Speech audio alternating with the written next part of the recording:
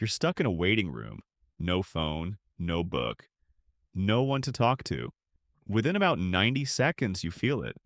That restless, itchy, uncomfortable sensation crawling under your skin. Boredom. You'd do almost anything to make it stop. But here's something nobody ever asks. What did the person who lived 50,000 years ago feel when nothing was happening? Because nothing happened a lot. Hunting failed. Rain kept everyone inside the cave. Winter arrived and the world went quiet for months. What did a human brain do with itself when there was genuinely nothing to do? The answer is stranger, more creative, and more revealing about who we are than you'd ever expect. Let's start with what boredom actually is. Because it's not just the absence of activity, your brain is never truly doing nothing. Right now, when you zone out, stare at the ceiling, or sit in a car watching trees pass by, a specific network of brain regions lights up. Scientists call it the default mode network. It activates precisely when you stop focusing on the outside world and turn inward. It's the part of your brain that daydreams, that imagines futures that haven't happened, that replays conversations and wonders what you should have said differently. And it is ancient. Every mammal tested shows some version of it. Your dog lying in the sun with his eyes half open isn't doing nothing. His brain is running. The question is what it's running on. For early humans, that internal engine had a lot of raw material to work with, and the evidence suggests they did something surprisingly specific with it. They made things. Not because they had to, because they couldn't stop themselves.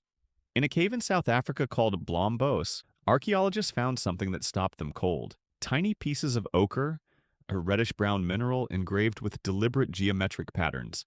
Not tools, not weapons, not anything useful for survival, just marks, just patterns. Made by a human hand roughly 75,000 years ago.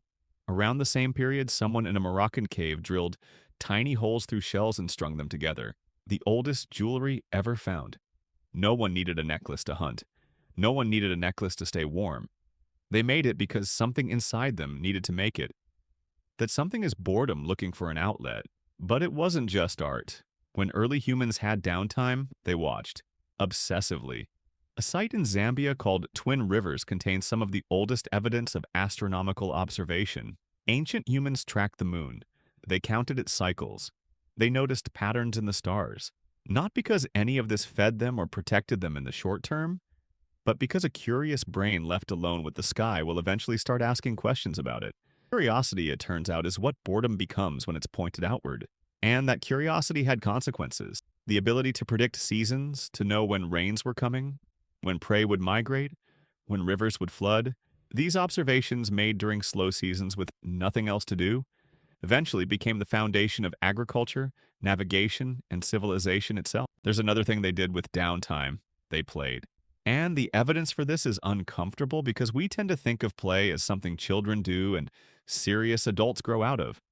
But anthropologists studying modern hunter-gatherer groups, the Hadza of Tanzania, the San people of southern Africa, find that adults spend enormous amounts of leisure time playing games, wrestling, dancing, throwing things at targets, competing at nothing in particular.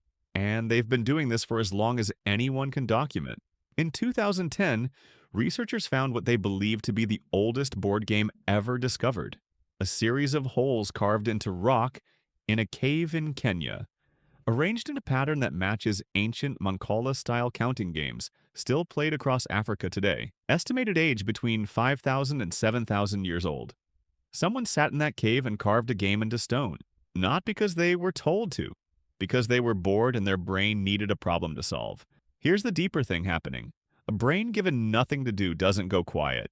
It gets hungry. And when it can't find a problem outside, it generates one internally. That's what games are. Artificial problems. Constructed difficulty. You know intellectually that moving a piece across a board doesn't matter, but your brain treats it like it does because your brain was built to need problems the way your body was built to need food.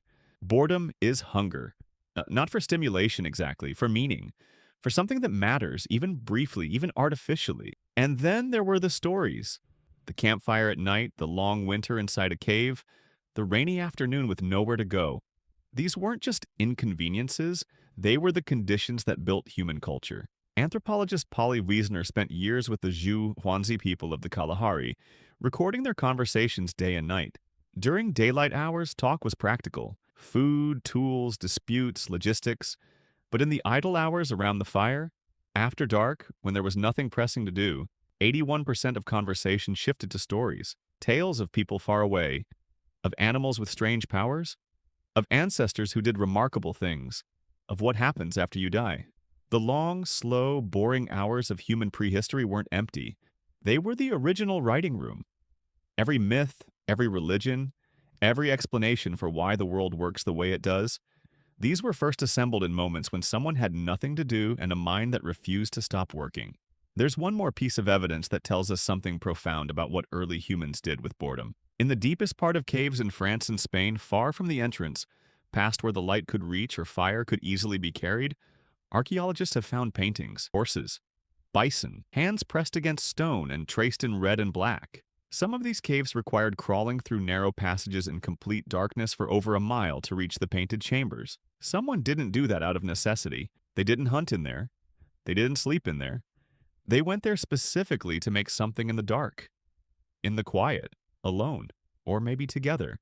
And they stayed long enough to make hundreds of images, many of them layered over centuries, meaning people came back again and again to the same places, to the same blank walls, to keep making things that no one had to make.